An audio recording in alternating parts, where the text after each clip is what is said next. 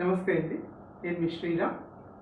ఇప్పుడు దేవీ నవరాత్రుల సందర్భంగా మనము అమ్మవారి అవతారాల్లో కొన్ని ముఖ్యమైన అవతారాలు మన జీవితానికి అన్వయం చేసుకుంటూ మన జీవితంలో ఉన్న సమస్యలకి అమ్మవారు ఎటువంటి పరిష్కారాలు మనకు ఆ రోజుల్లో మనకు ఇచ్చి మన సమస్యల నుంచి బయటపడేస్తారో తెలుసుకుందాం.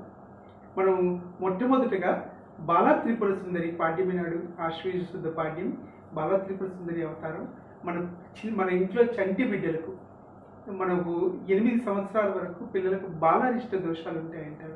అటువంటి బాలారిష్ట దోషాల నుంచి పిల్లలు బయటపడడానికి బాలా త్రిపుర సుందరి దేవిని అర్చించడం ద్వారా, పూజించడం ద్వారా, ఆ రోజు అమ్మవారి దర్శనం చేయడం ద్వారా, నవరాత్రుల్లో వెళ్ళి మీ దగ్గరలో దేవాలయంలో అమ్మవారిని దర్శనం చేయించడం ద్వారా కూడా మన పిల్లలకి ఆ దోషాల నుంచి బయటపడి వాళ్ళ ఆరోగ్యవంతంగాను వాళ్ళు వృద్ధిలోకి రావడానికి కూడా తప్పకుండా పరిష్కారం అమ్మవారు చూపిస్తూ ఉన్నారు. అట్లాగే రెండవదైనటువంటి ఇప్పుడు గాయత్రీదేవి, రెండవ రోజు విధి నాడు గాయత్రీదేవి. మనం గాయత్రి అంటే మనం రక్షించినది, గాయత్రి అన్న పదానికి అర్థమే రక్షించినది. ఏమి రక్షిస్తుంది? మనం పుట్టక ముందు నుంచి మనం వెళ్ళేట వరకు, మనం వెళ్ళిన తర్వాత కూడా ప్రతి క్షణం అనుక్షణం మన దగ్గర ఉండి మనం కాపాడేది గాయత్రి. అమ్మవారు ముఖ్యంగా బ్రాహ్మణులు ద్విజులైనప్పుడు గాయత్రి మంత్రం ఉపదేశం తీసుకుని సంధ్యావందనం చేస్తున్న బ్రాహ్మణులు ఎవరైతే ఉన్నారో వారికి నిత్య గాయత్రి చేస్తున్నప్పుడు కొన్ని దోషాలు ఏర్పడుతూ ఉంటాయి. ఆలస్యంగా చేయడం ద్వారాను, కొన్ని సందర్భాల్లో చేయలేకపోవడం వల్లను, కొంత అనుష్ఠానంలో లోపం వల్లను, కొంత మంత్ర లోపం వల్లను, కొంత శ్రద్ధ లోపం వల్ల, కొంత భక్తి లోపం వల్లను కొంత మనకు దోషం ఏర్పడుతుంది గాయత్రి చేసినప్పుడు.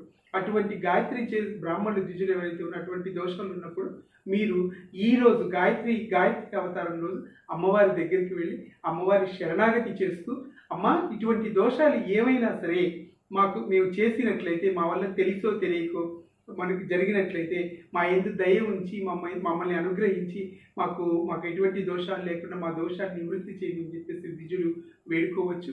అట్లాగే అమ్మవారి గాయత్రీదేవి మిగిలిన వర్ణాల వారు ఎవరైతే ఉన్నారో, ఎవరైతే సర్వగాయత్రి చేస్తున్నారో, మామూలుగా గాయత్రి చేయని వారు కూడాను ఆ రోజు అమ్మవారి దగ్గరికి వెళ్ళి గాయత్రీదేవిని మనం ముఖ్యంగా చెప్పుకునేది మన బుద్ధి ప్రచోదనానికి. మన జీవిత కాలం పాటు ఏ బుద్ధినైతే భగవంతుడు సన్మార్గంలో నడిపిస్తూ మనల్ని ధర్మ మార్గంలోనూ భక్తి మార్గంలోనూ మనం చేయవలసిన పనులు మన చేత చేయిస్తూ ఉంటాడు. మన పూర్వజన్మ కర్మలు వాసనల చేత మన బుద్ధి పనిచేయకుండా అమ్మవారికి మన బుద్ధిని సమర్పించడం ద్వారా అమ్మవారే స్వయంగా మన బుద్ధిని ప్రచోదనం చేయడం ద్వారా మన మార్గాన్ని ఉపదేశించినప్పుడు మనకి ఎటువంటి కర్మలు ఉండవు. మనము సమస్యల నుంచి కూడా అత్యంత తొందరగా బయటపడగలుగుతాం. ఆ విధంగా మనం గాయత్రీదేవిని ప్రార్థన చేసుకొని రెండవ రోజు, అట్లాగే మనం అమ్మవారు అయినటువంటి మూడవ రోజు అన్నపూర్ణాదేవికి మనకు ముఖ్యంగా చెప్పేది ఏంటంటే, మనం అనుకున్నట్లు ఎవరికైతే మనకు సాధారణంగా జరుగుతూ ఉంటుంది, మనకింటికి ఎవరైనా అతిథి వచ్చినప్పుడు మనం వారికి సమయానికి అన్నం పెట్టలేకపోవడము, మనం వేరే పనిలో ఉండి అర్జెంటుగా వెళ్ళాల్సిన వాళ్ళ భోజనానికి ఉండమని లేకపోవడం, వారు మన భోజనం మనం పెడతామని మన ఇంటికి వస్తారండి. ఆ సమయానికి అపరాహ్న వేళ మధ్యాహ్నం వేళ ఇంటికి వస్తారు, కానీ మనం ఎక్కడికో బయటికి వెళ్లాల్సి ఉంటుంది. మనం వారికి భోజనం పెట్టం. మనం వీధిలో ప్రయాణం చేస్తూ ఉంటాం, ఎవరో కాస్తంత తినడానికి పెట్టమని అడుగుతారు. మీకు ఇవ్వగలిగే స్తోమత ఉంది, కానీ ఇవ్వడానికి మీకు ఆ సమయానికి మీ బుద్ధి పనిచేయకనో, లేకపోతే మనస్సు రాకనో, లేకపోతే మీరు వ్యస్తులుగా ఉండి మీరు ఇవ్వలేకపోతారు. ఇటువంటి దోషాలన్నీ ఉంటాయి.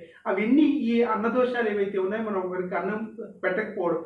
రెండవది, ఏదైనా భుజించేటప్పుడు మనం భగవంతుని స్మరణ చేసి భోజనం చేయడం వల్ల మనకు అన్నం జీర్ణమై మనకు శక్తిగా మారి మన దేహానికి ఉపయోగపడుతుంది. అట్లా భగవన్నామ స్మరణ చేయకుండా భోజనం చేయడం ద్వారా వచ్చిన దోషాలు అయితే కానివ్వండి, ఈ దోషాలన్నీ కూడాను అన్న దోషాలు ఏవైతే ఉన్నాయో మనకు తర్వాతి కాలంలో ఈ తప్పులు మన జీవితంలో జరగడం వల్ల మనకి ఏమవుతుంది, తర్వాతి కాలంలో మనకు అల్సర్లు, తర్వాత గ్యాస్ట్రోఎంట్రాలజీ సమస్యలు, లివర్ ప్రాబ్లమ్స్, పెద్ద ప్రేగు సమస్యలు, ఇటువంటి సమస్యలన్నీ వచ్చేసి మనము సమయానికి మనం తినాలనుకున్నది తినలేకపోవడం, మన అన్నం తినాలన్నా తిన్నా అరగదు, తింటేనేమో గ్యాస్ట్రిక్ ట్రబుల్ సమస్యలు వచ్చేస్తూ ఉంటాయి, దానివల్ల ఇంకా సమస్యలు పెరిగిపోతూ ఉంటాయి. ఇటువంటి అన్న దోషాల వల్ల మనకి ఇటువంటి సమస్యలు వస్తూ ఉంటాయి.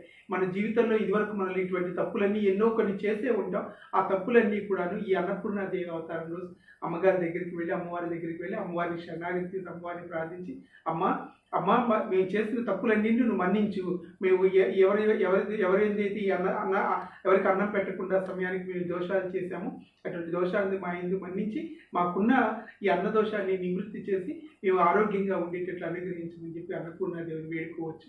అట్లాగే 4వ అవతారమైనటువంటి కాత్యాయని దేవి మనకి ఇప్పుడు ఈ ఈ ఈ నవరాత్రిలో ప్రత్యేకంగా మనకు తిది వృద్ధి అవతం చేత తది వృద్ధి అవతం చేత మనకు వచ్చినటువంటి కాత్యాయని అవతారం అమ్మవారి కాత్యాయని దేవి వివాహం కాని కన్యలకు సత్వరంగా వివాహం అవ్వడానికి, అట్లాగే వివాహితులైన ఆడవాళ్ళకి వాళ్ళ జీవితంలో ఉండే సంసార సమస్యలు నిర్మూలించి వాళ్ళకి అనుకూలత ఏర్పడడానికి, అట్లాగే కుజదోష సమస్య ఉన్న వాళ్ళు కూడా ఆ కుజదోష సమస్య నుంచి బయటపడి సత్వర వివాహం కావడానికి అమ్మవారిని మనం దర్శనం చేసి ఆ రోజు ముఖ్యంగా పెళ్లి కాని మగపిల్లలు లేదా ఆడపిల్లలు ఇద్దరూ కూడాను వివాహానికి సంసిద్ధంగా మానసికంగా సంసిద్ధులై ఉండి వాళ్ళ తల్లిదండ్రులు ప్రయత్నాలు చేస్తూ ఉండి, లేకపోతే ఈ రకంగా కూడా చెప్పడంలో తప్పు లేదు, మీరు ఎవరైనా ఇష్టపడి వారు మీకు అనుకూలపడాలని మీరు మనస్ఫూర్తిగా వారిని ప్రేమిస్తూ వారితో మీ సంబంధం నిలబడాలని మీరు కోరుకుంటున్నప్పుడు కూడా అమ్మవారిని మనస్ఫూర్తిగా ప్రార్థించి వారితో మీ మూడుముళ్ళ బంధం ఏర్పడాలని మీరు కోరుకుంటున్నప్పుడు అమ్మవారికి మీ వినతిని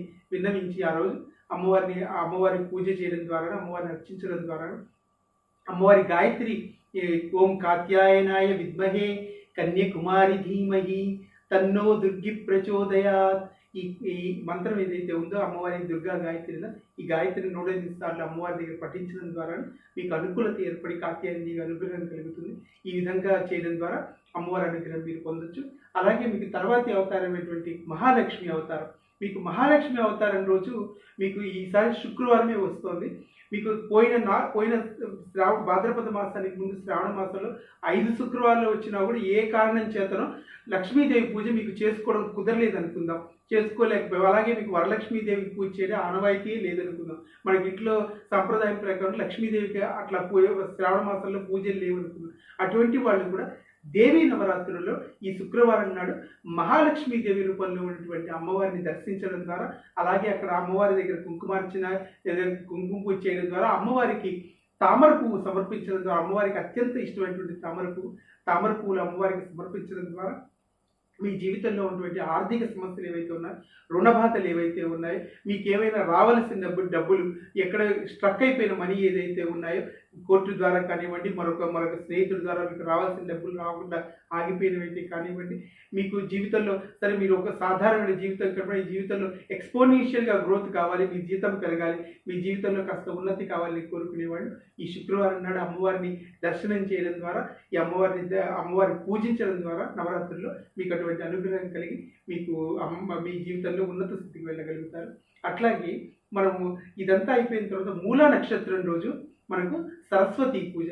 మనకు మూల నక్షత్రం అనే మాట వచ్చేటప్పటికి మనం ఏమనుకుంటే మూల నక్షత్రం సరస్వతి పూజ కేవలం చిన్న చిన్న పిల్లల్లో కూర్చోబెట్టి అమ్మవారి స్వరూపాలుగా సరస్వతి మాతగా వాళ్ళని అర్చిస్తూ వాళ్ళకి పుస్తకాలు, పెన్నులు, బలపాలు, అలాగే స్లేట్స్ కానివ్వండి, పలకలు అట్లాగే అవన్నీ ఇస్తూ ఉంటారు. వాళ్ళకి ఎరైజర్, పెన్సిల్ అవన్నీ వాళ్ళు వాడేటువంటి ఇచ్చేసి వాళ్ళకి ఆశీర్వచనం ఇస్తూ ఉంటారు. ఇది కేవలం మూలా నక్షత్రం సరస్వతి పూజ చిన్నపిల్లలకు ఉద్దేశించింది కాదండి. మూలా నక్షత్రం రోజు సరస్వతి దేవి దర్శనం చేసి మనం కూడా పెద్దవాళ్ళైనా కూడా మనం ప్రార్థించవలసింది ఏంటంటే మన బుద్ధిపూర్వకంగా మన బుద్ధి సవ్యమైన దిశలో పనిచేయకుండా మన జీవితంలో ఎన్నో తప్పులు చేస్తూ ఉంటాం. పూర్వజన్మ కర్మ వాసనల వల్ల కానివ్వండి, మన బుద్ధి భ్రష్టత్వం పట్టి కానివ్వండి, మన జీవితంలో తప్పులు చేస్తూ ఉంటాం.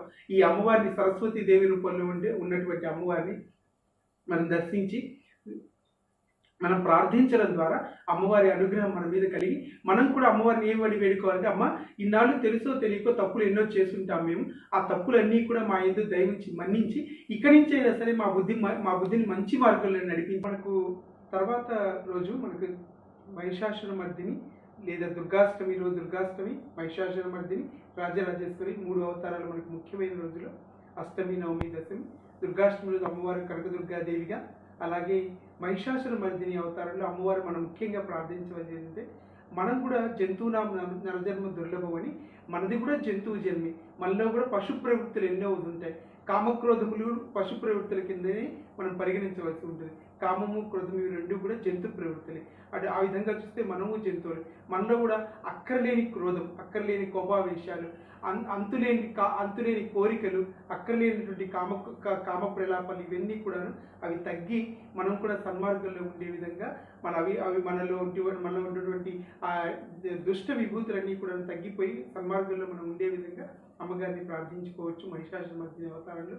ఆ తర్వాత మీకు ఆఖరిదైనటువంటి రాజరాజేశ్వరి అవతారం, అమ్మవారు చెరకు గడతో చెరకు విల్లులు ధరించి అమ్మవారు చిన్ముద్రతో మనందరినీ ఆశీర్వదిస్తూ మనందరికీ విజయాలు కలగాలని చెప్పి విజయాలు కలగాలని చెప్పి మనందరినీ ఆశీర్వదిస్తూ అమ్మవారు భువనేశ్వరి దేవిగా రాజరాజేశ్వరి దేవిగా మనకు దర్శనం ఇస్తూ ఉంటుంది. అమ్మవారిని మన విజయదశమి రోజు దర్శనం చేసుకొని మన పనులన్నింటిలో కూడా విజయం కలగాలి. అంటే విజయదశమి పేరులోనే విజయం ఉన్నట్లు మనకు ఎన్నో కార్యక్రమాలు దసరా వచ్చిందంటే ఒక ముఖ్యమైన పనులు మనకు తప్పకుండా విజయం చేకూరుతుందని చెప్పి మనకు తప్పకుండా మనకు నమ్మకం కూడా ఉంటుంది. అటువంటి ఆ నమ్మకంతో పాటు మన అమ్మవారిని ప్రార్థిస్తూ మన పనులు తప్పకుండా విజయం కలగాలని చెప్పేసి అమ్మవారిని ప్రార్థిస్తూ మనము నవరాత్రుల్లో చక్కగా ఈ విధంగా మనం అమ్మవారిని పూజించుకోవచ్చు. ప్రతి సందర్భంలో కూడా ఈ అవతారాలు ఏవైనా కానివ్వండి, అమ్మవారు మనకు ఏ కాళీ స్వరూపంతో ఉన్నా, సరస్వతి రూపంతో ఉన్నా, చండీ స్వరూపంతో ఉన్నా, కార్తీయ ఉన్నా అందువల్ల అమ్మని ఇప్పుడు సాత్వికమైన భావనతో మన అమ్మే కదా అటువంటి భావంతో చూడండి. అమ్మ కూడా అటువంటి అమ్మ కూడా మన పట్ల అదే భావంతో ఉంటారు. అందువల్ల అమ్మ ప్రేమ వాత్సల్యం అంటారు. వాత్సల్యం అంటే ఆ వాత్సల్యానికి సహజ వాత్సల్యం అనమాట. దానికి కారణం ఏముండదు, అకారణం అనమాట. ఆ వాత్సల్యం అమ్మకి అటువంటి అనురాగం మనందరి మీద ఉంటుంది. మనం ఆ ప్రేమతో అమ్మ మనందరి మీద దయ చూపుతూ ఉంటుంది. ఈ నవరాత్రుల్లో అటువంటి అవ్యాజ్యమైనటువంటి ప్రేమ వాత్సల్యం అమ్మగారి ప్రేమ మనందరి మీద ఉండాలని చెప్పేసి అమ్మగారిని ప్రార్థిస్తూ మీ అందరికీ కూడా మరొకసారి దేవీ నవరాత్రి శుభాకాంక్షలు తెలియజేసుకుంటూ జై శ్రీ